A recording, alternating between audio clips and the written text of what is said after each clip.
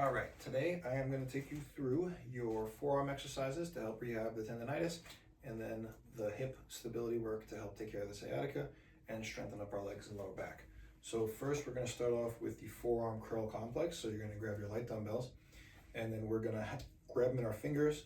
We're going to elevate our arms up until we feel tension across the bicep tendon, and then we're going to uncurl the fingers, open them up all the way, and then curl up hard to a fist for 5.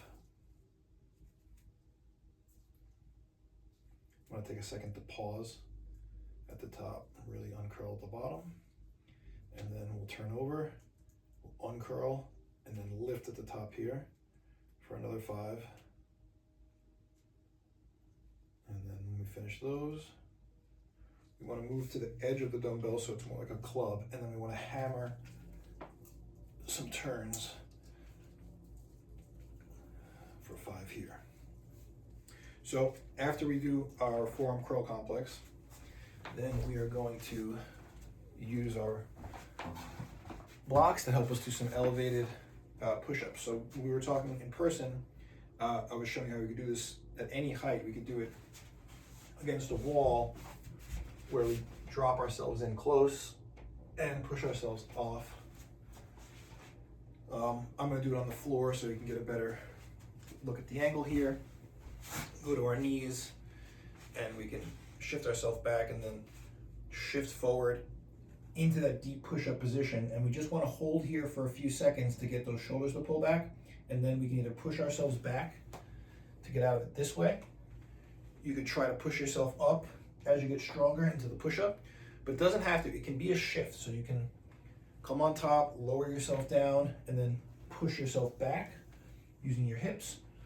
Or even if you just hold yourself here for as long as you can, and then come off the blocks and push yourself back.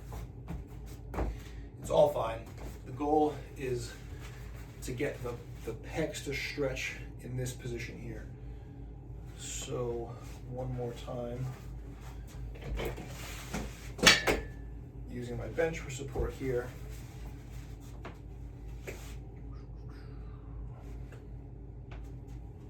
My angle's not good. I'll do it on the wall again. Maybe we can see this where I can push in close to the wall and then out.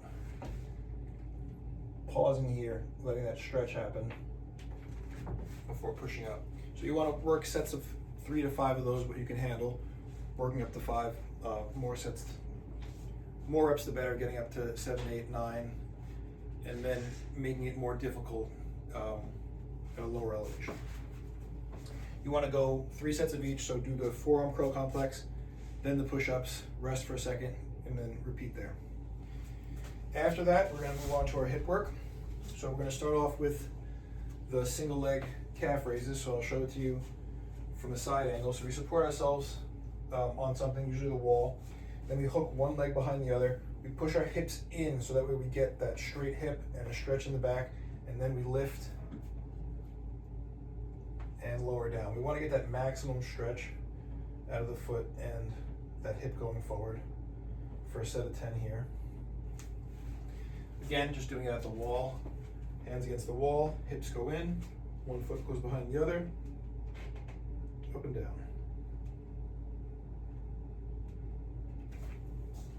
After our calf raises, we go against the wall, walk our feet out a little bit, lock our knees back so that way our legs are straight, lift our toes, and then plant them on the floor. So we're going to do 10 of these, just like we did 10 of the calf raises. And as we feel like these are getting easier and we're stronger, we'll work up the sets of 20. So you do the calf raises, the tibialis raises, alternate between the two, then rest, do 3 sets of those, and then we're going to move into the rest of our hip work.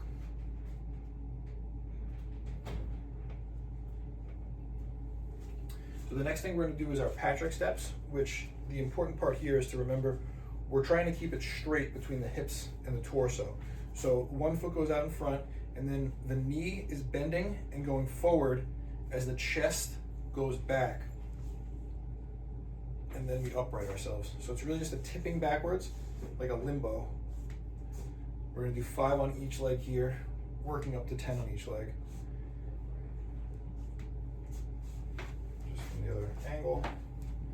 My hip is as straight as possible. I'm tipping my chest back as my knee bends forward. Your ankle is going to dictate how far you can go. But we don't want to send this hip back. We don't want to bend it all like this. We always want to be leaning back. So that way the hip is getting stretched the whole time, and the load should be felt on the knee and on the ankle. You're going to do 5 on each leg, working up to 10. Do a set, take a rest, do another set, do 3 sets in a row. Then we're going to move on to the next exercise, which is going to be the foot elevated lunges. So you get a step or whatever you need to elevate your front foot, and then do that front foot up, and then we're going to look to get the knee as far forward over it as possible. So we want to sit down on our heel to get that closure while stretching this leg back. So we want to get a nice stretch out of this hip. We want to keep our chest upright. We want that knee to go forward. So we're going to do 5 on each leg here, just like this. If you need something for stability, it's totally fine. Our goals here are the stretch out of the back leg and the closure of the knee and the closure of the butt to the ankle to really open up the hip function here. Switch sides after 5. And do 5 on each leg. Take a rest, repeat 3 sets of that, and then we'll move on to our squats. So the goal here is to get the glutes working by keeping the body upright.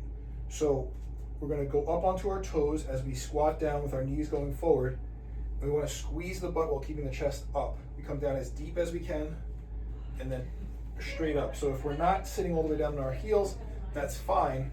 We can go partially and come up. We just don't want to collapse down like this and come up. We want to keep the glutes engaged the whole time, squeezing the butt.